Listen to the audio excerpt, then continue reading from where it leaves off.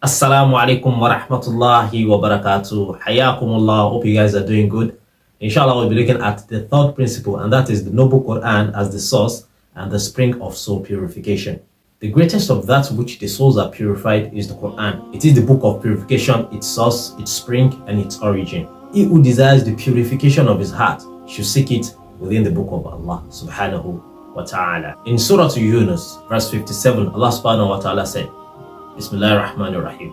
يا أيها الناس قد جاءكم موعظة من ربكم وشفاء لما في الصدور وهدى ورحمة للمؤمنين.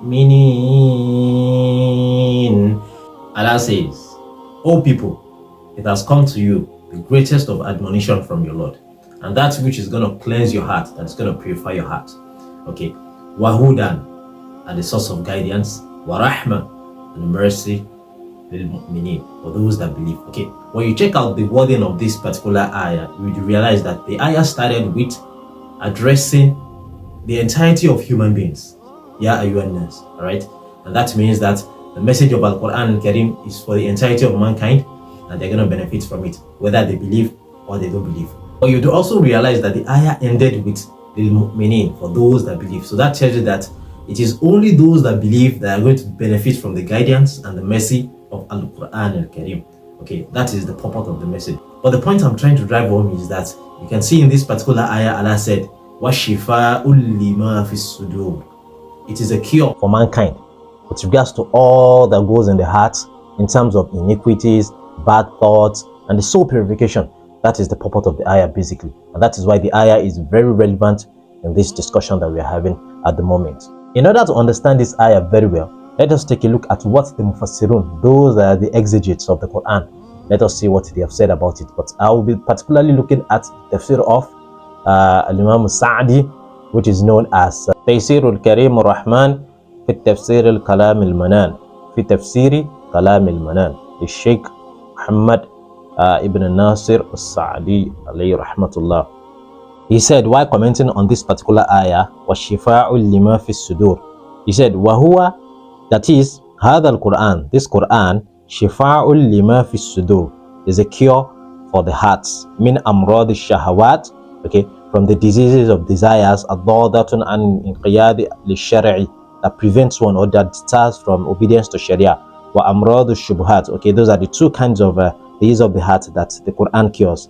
That is the amrad shahawat, the desires of disease of the desires, or amrad shubuhat, and the disease of doubt.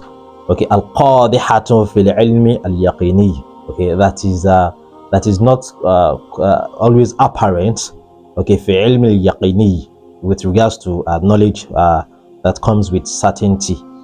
Okay, فَإِنَّمَا فِيهِ مِنَ الْمَوْعِظَةِ, and of course there is in it maw'idha, okay, sermons, wat-targhib, motivation, wat-tarhib, and to deter, wal-wa'd, as well as promises, wal-wa'id, as well as a promise of punishment, mimma yajibu lil-'abdi raghbatan wa rahbatan. Before the Quran can be a source of purification of our hearts, Allah subhanahu wa ta'ala, out of his sheer mercy, okay, decided to show us the way out by which we have to relate with the Quran before the Quran can also be the source of purification for our soul. When you check Surah Al-Baqarah, verse 121, Allah subhanahu wa ta'ala said, Bismillahir Rahmanir Rahim, الَّذِينَ آتَيْنَاهُمُ الْكِتَابَ يَتْلُونَهُ حَقَّ تِلَاوَتِهِ أُولَٰئِكَ يُؤْمِنُونَ بِهِ. These are the sets of people that recite the Quran as it should be recited. Ulaika yu'minuna bi. These are those that actually believe in it. So what is the meaning of reciting it as it should be recited? Okay, it means reciting it, contemplating on it, understanding it, and acting upon it. That is the meaning of haqqa tilawatihi, to recite it as it should be recited. It's not just there to be put under the pillow as some sort of quote-unquote protection. No, it is meant to be read, it is meant to be understood, it is meant to be taught, it is meant to be applied. That is the process of the purification of the heart. All of this that I've just mentioned: reading, learning, teaching, understanding, and implementing it. That is how it should be recited. Okay, as it has been understood from Abdullah bin Mas'ud radiallahu ta'ala anhu, as reported by Imam Ahmad in his Musnad, that the companions of the Prophet sallallahu alaihi wasallam would never go back to the Prophet sallallahu alaihi wasallam to recite another 10 or to learn another 10 verses, except that they had understood the first 10 verses that were taught to them. They understand, they read, they ponder, okay, they deduce all the rulings that is deducible from it. That is when they will go back, no matter how long it takes them, okay, that is when they will go back to learn another 10 verses from the Prophet sallallahu alaihi wasallam. Unlike what we have today, a lot of people memorize the Quran, but do we really have the understanding of Al-Quran al-Kareem? That's the question for you and I to ponder upon. From Abdullah ibn Masud radiallahu ta'ala anhu again is this dua which the Prophet sallallahu alaihi wasallam taught him. And of course, inshallah, we are going to put this dua at the end of this video because of the message of the dua and the message of the Prophet sallallahu alaihi wasallam with regards to this dua. In his book Al-Fawaid, Imam Ibn Qayyim, while commenting, he said, "Qawluhu an taj'ala al-Qur'an al-rabi'a qalbi wa nura sadri," that is, make the Quran the nurturer of my heart, wa nura sadri, and the light of my soul. He said, "Al-rabi', al-mataru," it's a rain, alladhi yuhyi al-ard, that brings the land to life, that brings the earth to life. Okay, maybe after the dry season, you know, when the rain falls, then everything comes to life. Shabah al-Qur'an, okay, Shabah al-Qur'an, that is Allah, the Prophet sallallahu, okay, likened the Quran bihi li hayatil qulub bihi, as that which will bring life to the heart. وَكَذَلِكَ شَبَّهَهُ اللَّهُ بِالْمَطَرِ. At the same time, when you check the Quran as well, Allah subhanahu wa ta'ala likened the Quran itself to the matar, to the rain. He said, وَجَمَعَ بَيْنَ الْمَاءِ الَّذِي تَحْصُلُ بِهِ الْحَيَاةُ وَالنُّورُ الَّذِي تَحْصُلُ بِهِ الْإِضَاءَةُ وَالْإِشْرَاقُ. Okay, so there's the Quran is likened to these two things. To what? To al-ma, okay, that brings life to earth, wa-nur as well, that brings light around darkness. Okay, you can see that in Surah Al-Ra'd, أنزل من السماء ماء فسالت أودية بقدرها فاحتمل السيل الزبد الرابع ومما يغيرون عليه في النار ابتغاء حلية. Okay, and in Surah Al-Baqarah, مثلهم كمثل الذي استوقد نارا. Okay, the similitude of them are those that, you know, they prepare the light, فلما أضاءت. Okay, and once the light is, you know, it encompasses them, ما حوله. Okay, everything around him. ذهب الله بنورهم. Then Allah takes off the light. Okay, He takes off the lightning.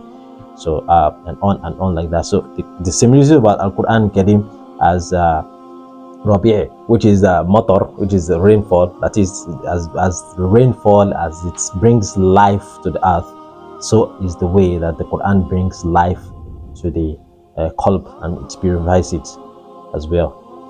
Also, reading from the statement of the Salaf is what has been reported in Kitab Fada'il al-Quran in Sunan al-Darimi, Ad-Darimi, the Imam Ad-Darimi. We have they said, كان قتادة يقول اعمروا به قلوبكم اعمروا به بيوتكم قال قراء يعني القرآن. Qatada used to say اعمروا به قلوبكم. Okay, purify your heart with it, all right, make sure it is in your heart, let it stay in your heart. اعمروا به بيوتكم, make it stay in your homes as well. قال قراء يعني القرآن, that is Al-Quran. Okay, it is also said that Ibn Mas'ud radiallahu ta'ala used to say, قال لا يسرين على القرآن ذات الليلة ولا يترك آية في مصحف. Okay, the Quran is very easy, be easy to recite in the night. ولا يترك آية في المصحف, and not an ayah will be left out. ولا في قلب أحد إلا رفعت, that is, the Quran will not be in a heart except that the heart is elevated. Okay, so can something be elevated without it being purified? Okay, so that is the message that we are trying to pass across. Qatada as well said, قال ما جالس القرآن أحد فقام عنه إلا بزيادة أو نقصان.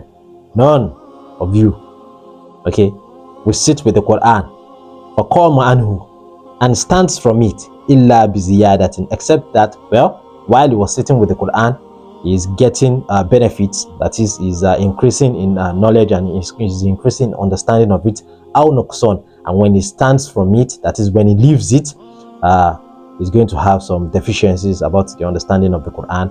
And summa qara, then he said, he recited the ayah of Al-Quran in Surah Al-Isra, وَيُنَزِّلُ مِنَ الْقُرْآنِ مَا هُوَ شِفَاءٌ, and it has been revealed in the Quran, مَا هُوَ الشِّفَاء, what serves as a healing, وَرَحْمَةٌ, and mercy لِلْمُؤْمِنِينَ, for the believers, وَلَا يَزِيدُ الظَّالِمِينَ إِلَّا خَسَارًا. Okay, so these are some of the statements from the Salaf as well. May Allah subhanahu wa ta'ala bless each and every one of them. Summarily, if Allah subhanahu wa ta'ala has favored the slave with the recitation of Al-Quran al-Karim, not only that, understanding, implementation, okay, pondering over it, then such a person is most likely, of course, definitely, is going to gain a whole lot of purification from understanding and implementation of Al-Quran al-Karim.